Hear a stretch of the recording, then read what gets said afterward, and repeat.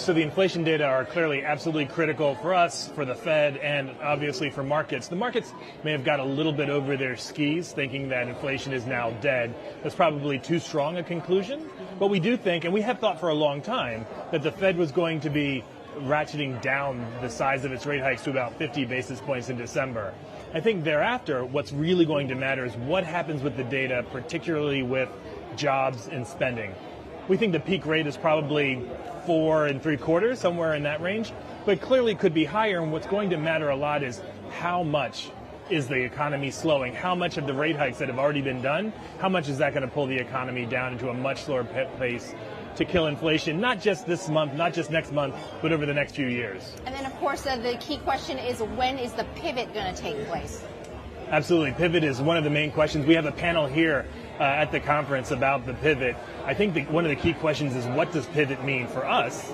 It means the Fed going from hiking rates to no longer hiking rates. But it's an important distinction because we think they continue to hike at least until January, and then they don't cut rates for about a year after that. So they keep interest rates high. They keep policy restrictive to keep the economy slowing over the balance of next year. So is that a pivot?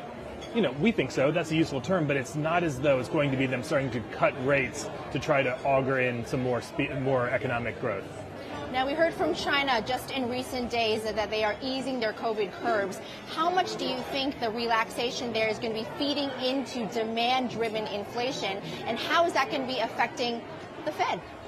We, like everyone in markets, has been paying lots of attention to China and their reopening policy. COVID-0 is clearly a critical component. Our view right now, though, is that so far, in terms of global inflation, COVID-0 is going to happen only very gradually. We're looking for a pickup in Chinese economic growth not until Q2 of next year.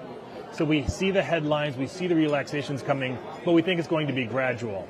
And then what I think is also important is a lot of the pent-up demand in China is for domestic spending and disproportionately weighted on domestic spending on services. And so relative to past episodes where Chinese growth has picked up and we've seen an inflationary boom, we think it's actually much smaller this time because there is much more of a focus on domestic spending and domestic spending on services. All right, so how will that be impacting the Fed?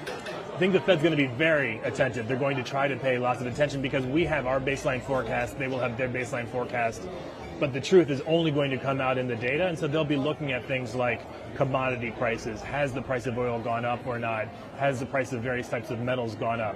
We think the answer is going to be maybe some knee-jerk reactions, but overall not a huge net effect. And once they see those data play out, they'll be comfortable that they've tightened policy, they're being restrictive, and then they're ready to watch inflation drift down over the next 3 years. Now, one of today's top stories, and it is affecting the market.